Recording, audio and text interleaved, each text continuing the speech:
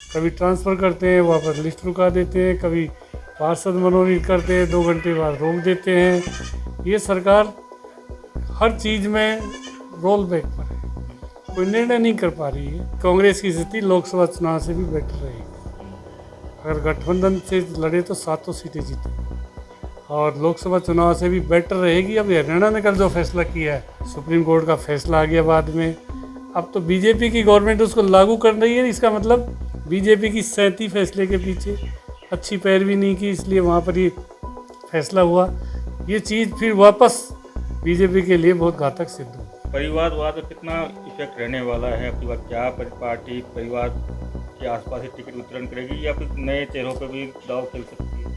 देखो, ये party high command BJP हो कांग्रेस हो, पार्टी हाईकमान का फैसला है, जो भी करेंगे। डॉक्टर साहब काफ़ी समय से जगमोहन को कुछ बनाने की कोशिश कर रहे हैं और जगमोहन के लिए परिवारवाद बीजेपी, अब तो परिवारवाद में घुस गई बीजेपी। पहले परिवारवाद के खिलाफ थी। अब हरियाणा में देख लो, 3 मंत्रियों के बेटों को मंत्री बनाया भारत सरकार में जो थे। तो परिवारवाद की बात तो भारतीय जनता पार्टी के लिए कोई है नहीं। जगमोहन को भी मिल सकता है और को भी मिल सकता है, ये तो पार्टी के ऊपर डिपेंड करता है। राजस्थान में 7 सीटों को लेकर विधानसभा चुनाव के उपचुनाव हैं, लेकिन दौसा की सियासत का पारा 7वें आसमान पर है, क्योंकि दौसा में छोटा चुनाव हो या बड़ा चुनाव हो, सबकी नज़रें दौसा पर टिकी रहती है। आज हमारे साथ खास बातचीत करने के लिए वरिष्ठ नेता प्रसाद लाल मीणा जी हैं, जिनसे सीधी बात करेंगे। सर, सरकार को लगभग 10 महीने के आसपास हो गया है, उसके बाद में उपचुनाव, किस तरह से देखते हैं पूरी राजनीति को और पूरे कार्यकाल को? सरकार का जो कार्यकाल है उसमें सरकार ने कोई काम नहीं किया है। जो पहले की योजनाएं थी, स्कीम थी, लोगों को जिनसे फ़ायदा हो रहा था, उन स्कीमों को बंद करने का काम किया है। मेडिकल में यही हाल है, चाहे आप एजुकेशन देख लो, कभी कहते हैं को कॉलेजों को बंद करेंगे, कभी कहते जिलों को कम करेंगे, कभी क्या कहते हैं, कभी कौन सी बात इन्होंने अब तक किया, कभी 6 महीने का रिव्यू करेंगे, ना तो इनसे रिव्यू हुआ, 10 महीने हो गया, साल भर हो जाएगा, ना रिव्यू हुआ, ना जिले कम हुए। रोज़ भ्रमित करने का काम सरकार कर रही है। मेडिकल में लोगों को जो राहत मिलनी चाहिए, अशोक गहलोत सरकार के समय जो थी, फ्री इलाज, फ्री दवाइयाँ, अब प्राइवेट अस्पताल वाले इलाज ही नहीं कर रहे फ्री, लोगों को इधर उधर भटकना पड़ता है।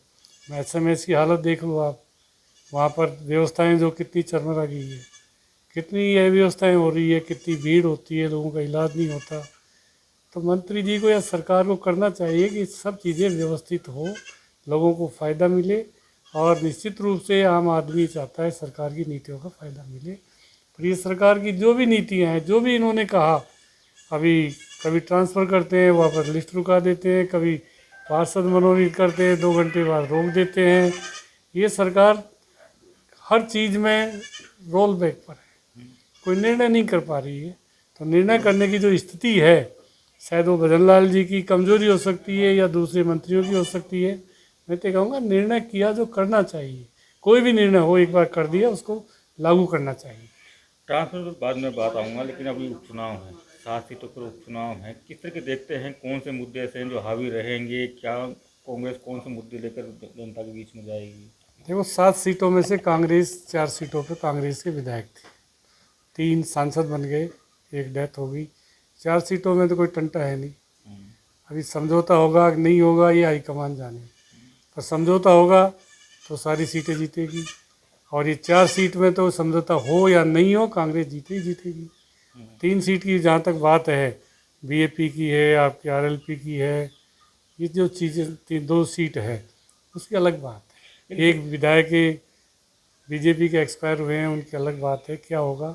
पर 4 सीटें कांग्रेस की है, वहाँ तो कोई है ही नहीं टंटा, किसी तरह की कोई चीज़ नहीं है। खूब अच्छे बहुमत से कांग्रेस जीतेगी। समझौता होता है तो बहुत अच्छी बात है, पर ये फैसला हाईकमान करेगी। इसलिए क्या लगता है, क्योंकि लोकसभा चुनाव में गठबंधन हुआ था, तो क्या लगता है कि आपको लगता है कि गठबंधन कर लेना चाहिए? कांग्रेस की स्थिति लोकसभा चुनाव से भी बेटर रहेगी। अगर गठबंधन से लड़े तो 7 सीटें जीतेंगी और लोकसभा चुनाव से भी बेटर रहेगी। अब हरियाणा ने कल जो फैसला किया है कोटे में कोटा देने का, ये सब जगह लागू करेंगे। इसलिए इनके साथ ST SC OBC के लोग इस चीज़ को, हरियाणा के फैसले को बहुत गंभीरता से लेंगे। और ये हरियाणा का जो फैसला हुआ है वो पूरे देश, चाहे महाराष्ट्र हो, झारखंड हो, चाहे राजस्थान हो, ये सब जगह लागू करेंगे। हरियाणा में शुरू कर दिया ना, अब सब जगह लागू करेंगे ये। तो इस चीज़ को कभी भी बर्दाश्त, ये वर्ग ST SC OBC वाले किसी भी हालत में इस फैसले को मंजूर नहीं करेंगे।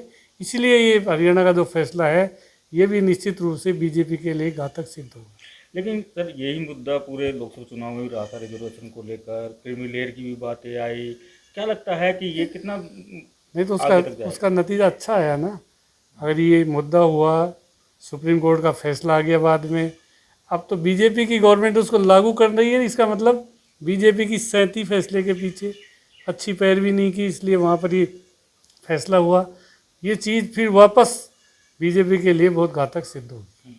एक और कौन से हैं सर, जैसे ERCP बड़ा एक मुद्दा था पूरी राजस्थान के लिए, और काफ़ी आरोप प्रत्यारोप हुए थे कांग्रेस बीजेपी के बीच में। देखो ERCP को हमने अशोक गहलोत जी ने लागू किया है।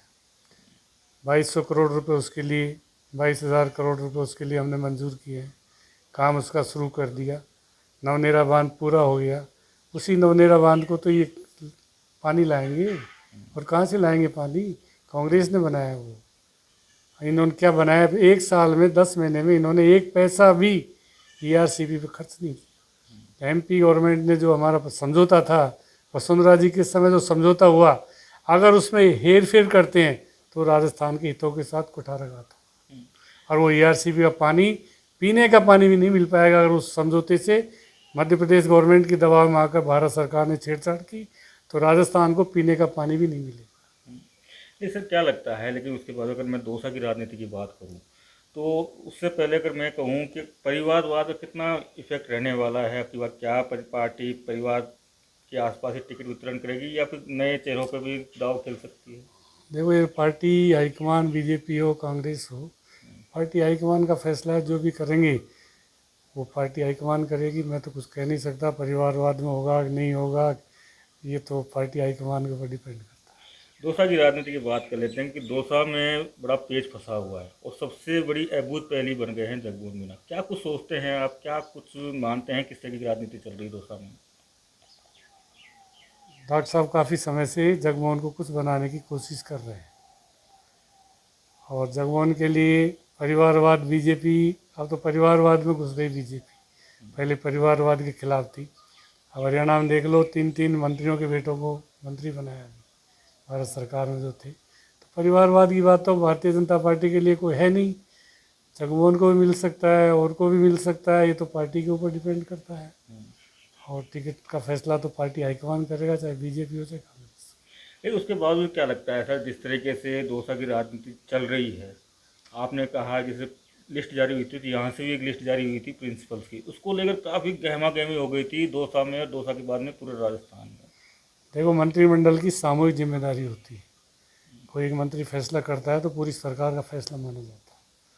जो अभी प्रिंसिपल के इस समय ऐसे नाजो जब बैन लगा हुआ है ट्रांसफ़र पर, और फिर ये करना, तो निश्चित रूप से लोगों को एक डराने का काम किया है।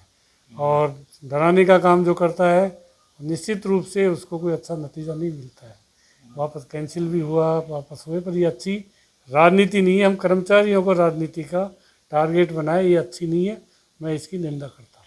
लेकिन सर उसके बावजूद भी एक सवाल भी है, क्योंकि ये अहम इसलिए लगता है क्योंकि पूरी राजस्थान है और दौसा जिला पर सबकी नज़रें रहती हैं। फिरोजलाल मीणा काफ़ी समय से अपने मंत्री पद से इस्तीफा देकर बैठे हैं, और वो भी इसलिए दिया था कि लोकसभा चुनाव हार गए थे और नैतिकता के आधार पर उन्होंने इस्तीफा दे दिया। हार जीत होती रहती है। इस्तीफा दे तो फिर इस्तीफे के बाद जिस तरह उन्होंने कहा कि पार्टी हाईकमान करे कि नहीं करे, जब पार्टी हाईकमान ने मंजूर नहीं किया तो उनको काम करना चाहिए। इस्तीफा मंजूर नहीं हुआ तो इसका मतलब मंत्री है। ये नहीं कहना मैंने इस्तीफा दे दिया। जब तक मंजूर नहीं होता तब तक वो सरकार के मंत्री हैं और उनको सरकार में रह के काम करना चाहिए।